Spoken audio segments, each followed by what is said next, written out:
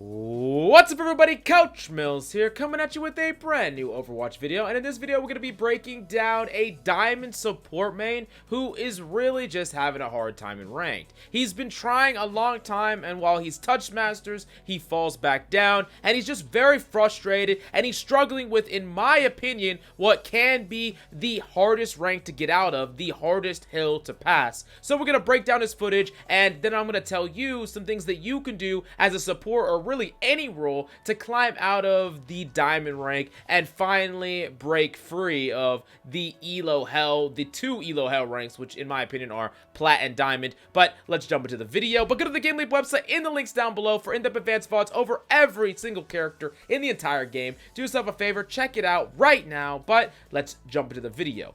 So let's just jump in, and we're just gonna start right now.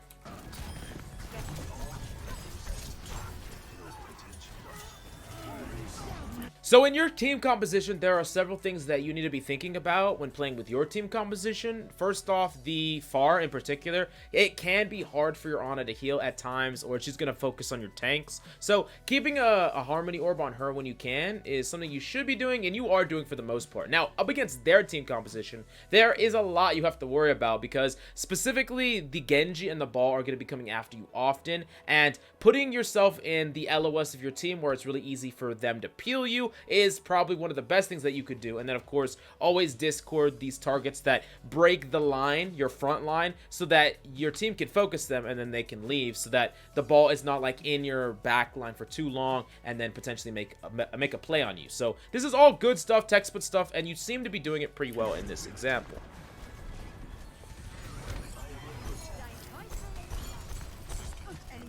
So yeah, right here, it's actually a really, really big mistake. And let me back up exactly what happened. So this fight, you see the Wrecking Ball constantly boop your tank, which is fine. But right here, your Ana gets a little bit too aggressive, and she's pushing forward. Now, I don't know what your comms are like, but one thing that you can do to help is actually talking comms and say, hey, Ana, watch out, the Wrecking Ball is going to boop you. And even prematurely right here, you see he's coming around. You see he's coming around right here. He's going to boop her that way. You should put a Harmony Orb on her right this second, so that she can get that little bit up, and then she just gets a little bit extra to sustain, because you do not want her to die at all. Of course, she gets booped in. She still doesn't have the Harmony Orb.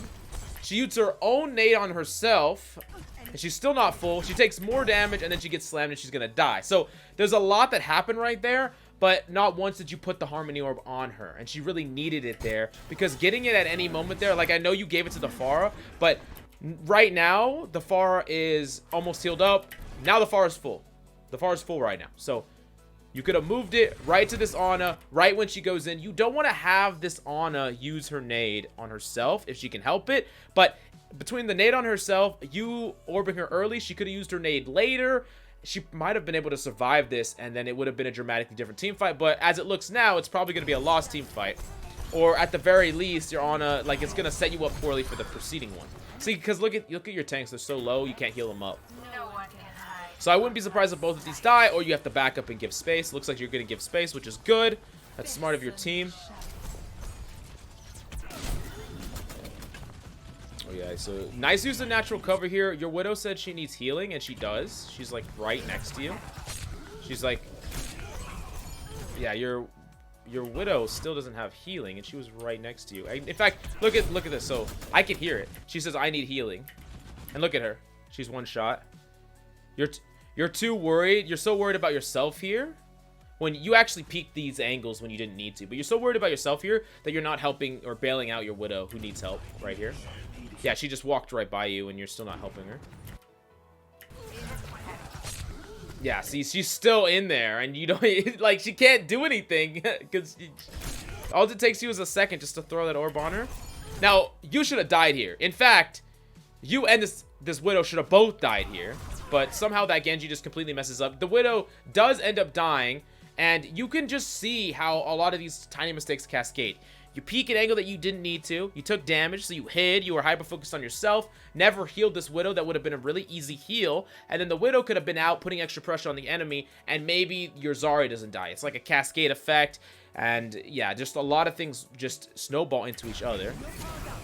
Now, you are going to get you are gonna... I think he was trying to give that to the Ryan, of course. You see it as an opportunity to go in, which I don't see a problem with because you're nanoed. Going in here is a little risky, but it looks like you're just gonna kind of pop off because no one's gonna turn on you. Yeah, nice kill.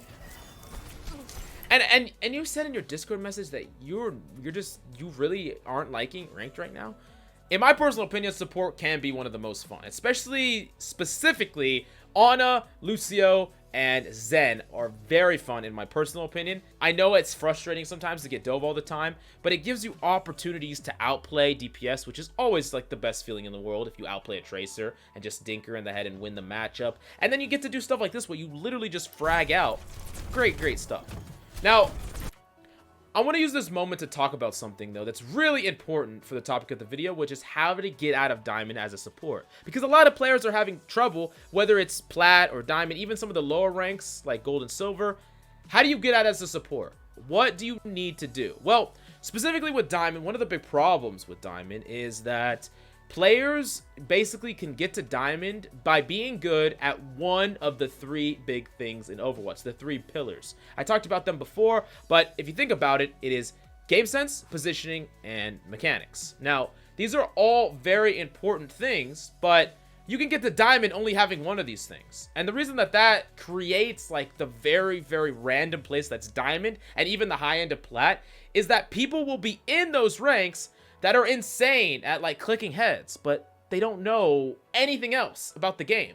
And it can be very frustrating. I know it can be a frustrating time. So what you have to do though, is you have to look at yourself and analyze, okay, which of these three things am I really lacking? And then you need to bring that up to a certain level. And then you analyze yourself again and like, oh, is there anything else I'm lacking? And you bring that up and you keep bringing that up over and over again because you need more than just one pillar. In fact, having at least one pillar pretty high, like very good mechanical skill or very good positioning or very good game sense, and then bringing the other ones to at least average level, that is how you're going to get out of Diamond. And it's going to be over the course of the long term. It's a lot harder to just solo carry every single game, especially if you just climb tier, but it's about the longevity of being able to keep all of those high and consistent. So you're basically you're just going ham here, having a good time. You probably should have died a lot of times, but it doesn't matter. I mean, you didn't. You got the bubble, you got the nano, you got a lot of enabling, so it's fine here. Now, this is a little scary doing what you're doing right here. I get why you're doing. I would like it if you were using natural cover a little bit more here because you could still die to like a peak of the enemy Ashe and just like a damage boosted headshot. So it's still scary out here, and I don't really know if I would peak this because there's a chance that you just die and a better enemy would just kill you here. So a little greedy. Don't get punished for it. Now, another big mistake's gonna happen here pretty soon. Ryan's gonna make a shatter play. Gonna discord this guy. That's pretty decent. Nice way, like good use of your abilities to try to zone him away here. Yeah, and you'll end up killing him, so that's really good. That Wrecking Ball really didn't have a plan there. Very poor execution. Better Wrecking Balls would have actually like they dive you with intent, but this Wrecking Ball just seems to just be coming in at you, not really doing anything. No intent at all. So it's pretty easy for you to juke him out here. So this is a big, huge mistake. Basically, this is a throw. Got really aggressive here. And there are times and places to be aggressive with Zenyatta, but you just gotta think about what can just throw damage out. And this is so important. You just took a giant chunk here. You almost died because you're using this Ryan's artificial cover instead of the natural cover of a wall. There's no reason you can't be behind this back pillar. And if you want to throw volleys, you charge up the volley, you peek out the back pillar, throw the volley, peek back in. That natural cover is not going anywhere, right? The Ryan shield can at a moment's notice. He could drop it at a moment's notice. That's exactly what happened. And now you use your trance, and now you're going to lose a team fight to a Genji Blade, or at least you would, but, you know, spoiler alert, the enemy Genji is probably a little boosted. All right. Anyways, let's jump into what happens, and we'll talk about it.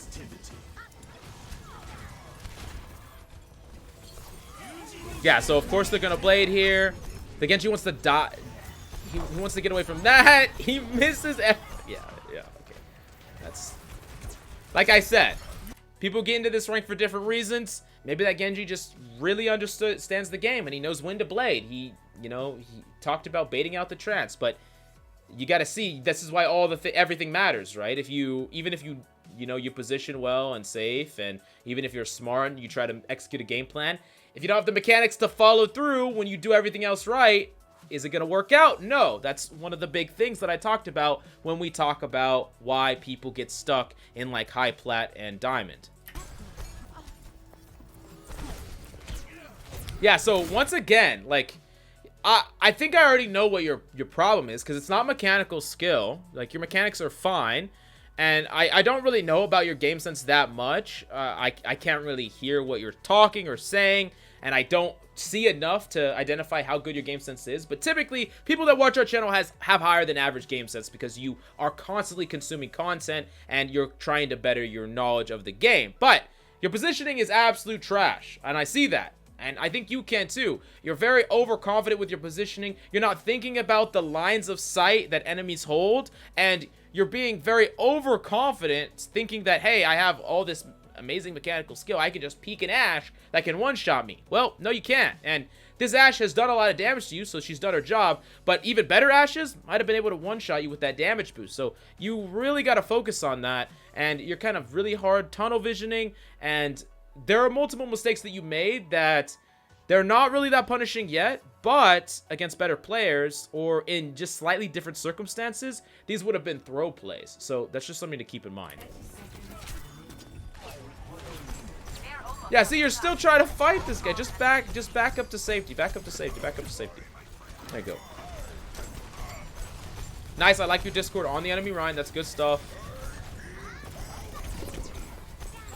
Another thing that can separate you on this Zen role, so I'm gonna talk about your death here in a second, but on Zen, you can't always do it because there's a lot going on, but being able to ult track too is really important. At the very least, ult tracking your counters. So that's like, I don't have a problem with you being very aggressive, peeking things very aggressive and trying to be aggressive at the start, or maybe in situations where your death isn't as big of a deal. But when you're tracking ultimates and you're like, oh, the enemy has a grab, oh, the enemy has a blade, I should play way more passive here so that I have these ultimates to stop this play that the enemy needs to make. And if they never make this play, that's fine. If they never use their blade, that's fine. I'm just gonna play passive. We're gonna keep holding our ground, and we're gonna wait for them to do something, and then I can respond. So, but let's for the last thing that we talk about, let's rewind what happens here and talk about what you could have done to not die to this Tracer. So first, you were kind of in a weird situation right here, a weird positioning situation right here. We already talked about that. So you see that Tracer. So that you hear her and you see her. So you know she's on the left side. So you should really back up here. You don't have to be this close to put value into the front line or heal your team. So you should back up further near your Ana, back up to safety, put more distance between you and the enemy team.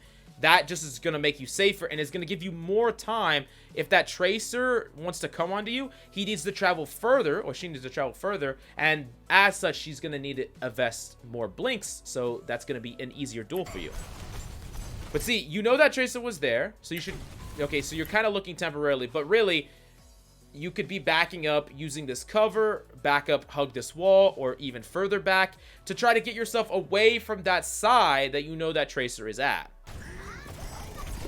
Okay, so the Tracer jumps on you because look at where you were positioning again.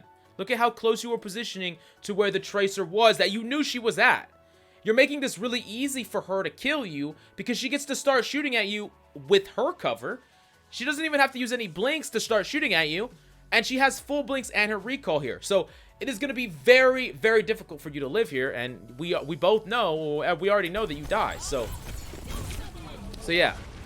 So I pretty much have identified, I think, your biggest problem, and it's really your positioning. You need to think about what things can hurt you, how to reposition, and why you should reposition, and think about where you can position in a way that you can still be effective, but make it a lot harder for the enemy to hunt you down, deal damage to you, or force out your cooldowns and your ultimate. So these are a lot of things, and this is just what I'm talking about. Like, for you, someone watching, not the person that I'm VOD reviewing, but for you, if you're stuck in plat, diamond, or even some of the lower ranks, think about what you are lacking. If you're dying a lot, it's usually because of positioning.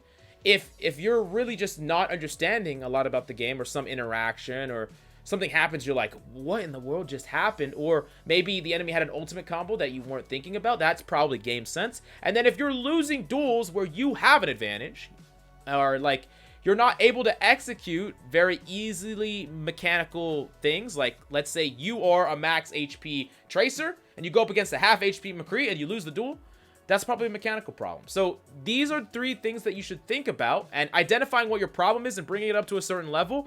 You don't have to be amazing at all of them, because that's what GM top 500 players are, but you cannot suck at any of them. Like, you can't be trash at any of them, or you will be hard stuck diamond forever. But if you don't want to be hard stuck diamond anymore, go to the GameLeap website in the description down below for in-depth events, VODs, tips and tricks, map guides, hero courses. I mean, we got it on the GameLeap website, so go check it out in the links down below. But thank you so much for coming by. Hope you enjoyed the video. That's all I got for you today. I'm Coach Mills, of course. Until next time.